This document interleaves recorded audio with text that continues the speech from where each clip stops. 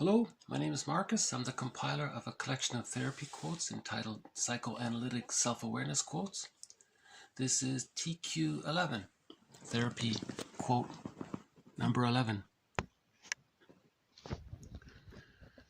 The client usually tries to manipulate the analyst to want something from her in order to deny her own neediness and to maintain the illusion that she wants nothing from anyone. Using projection and externalization, she contrives to see her therapist as greedy, intemperate, and thus devalued. This quote, I think, clearly describes the repetition compulsion and negative magic gesture. Notice the second part. Using projection and externalization, she contrives to see her therapist as greedy, intemperate, and thus devalued.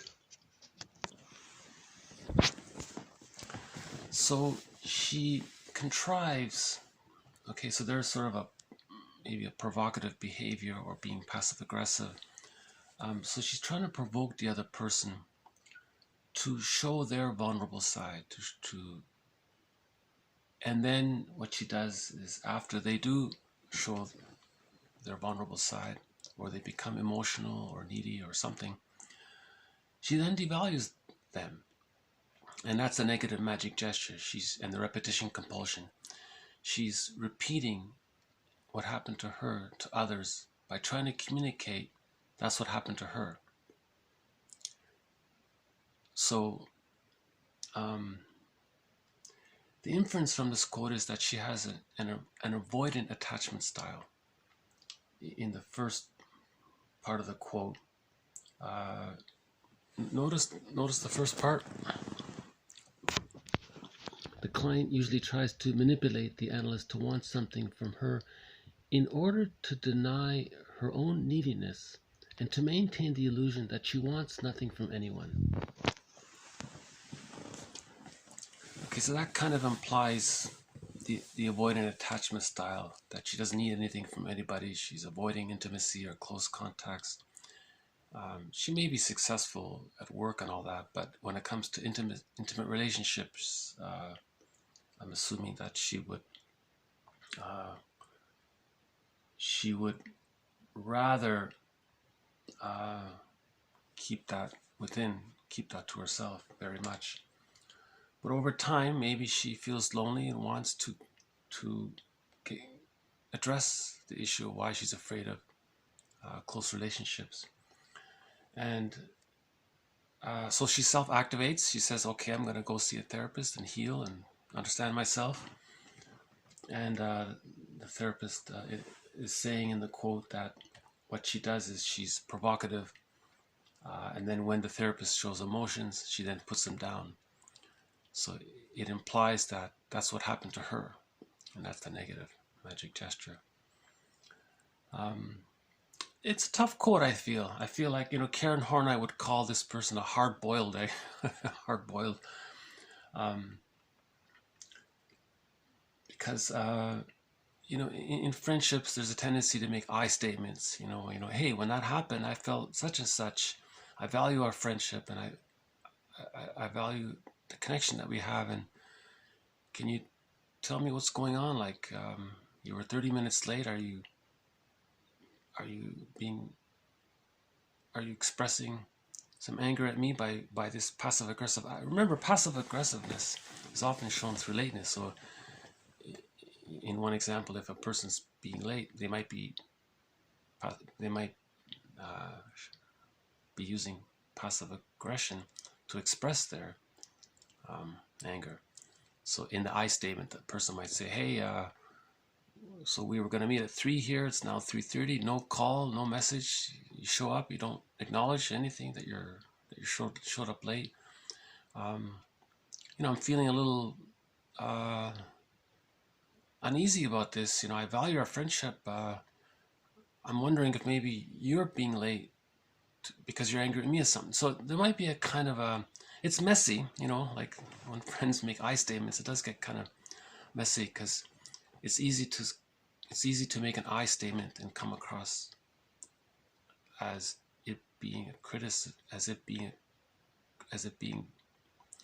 when a person makes an I statement, you don't want it, you're not being critical to them, you're not criticizing them, you're making an I statement, but it may come across as a criticism to the other person, so you want to check that out. Rosenberg has this whole thing about I statements. He says when you're making an I statement, you know, we pause, hold on. Now this is very rare, but I think there's a bluebird here. Hello, bluebird. Once in a blue moon,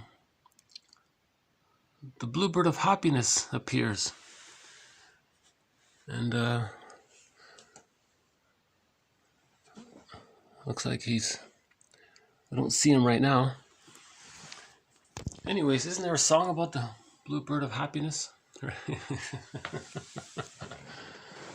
So, I sometimes put out little bits of bread on the table, and the crows usually come, or the squirrels come. But once in a blue moon, a blue jay will come. That's a bit of a metaphor, isn't it? You know, if you see a blue jay is a, remember the movie with Shirley Temple? She says if you want to find the blue jay, it's within. The bluebird of happiness is within. So that's what the client might be doing when she's going to the therapist. She's looking for the bluebird of happiness. She's not feeling the bluebird of happiness if she's always provoking others and then shaming them, provoking others and shaming them and repeating it. And no one is stopping her saying, hey, are you doing this because that's what happened to you? People can't do that. So she's going to the therapist and says, look, I'm doing this thing. It's alienating people. I want to find the bluebird of happiness. And so she's talking about it with him. So he may offer an interpretation along those lines about how she's engaged in the repetition compulsion and using the negative magic gesture to communicate what happened to her. And then she would become aware that she's developed the insecure attachment style. And then if she feels safe with the therapist, she'll form a new attachment with the therapist. And then now she has a secure attachment. And then from that and the work they do together, she'll internalize or she'll remember him. And then that becomes, in jargon terms, that becomes an holding introject. So the memories she has of this good therapist, she remembers him, and then that stays with her. And then she forms a new attachment to that. And then from there, she can go through the separation individuation process. She can progress toward the psychological self and rely on that, rely on the memories of him more so than the memories of the hurtful experience from childhood. She needs something to hold on to. And if all she's known is the critical parent, she can't move forward. So she's caught, right? So now if you have the therapist and you have a new experience, now she can develop from that new experience and then eventually find the blue jay of happiness. So just one more time.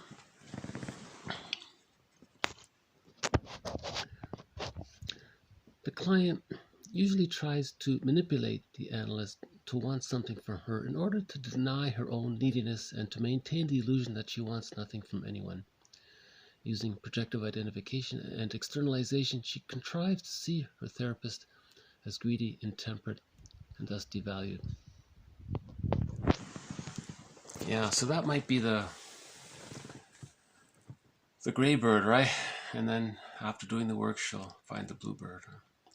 All right, so this has been TQ number 11. Thank you.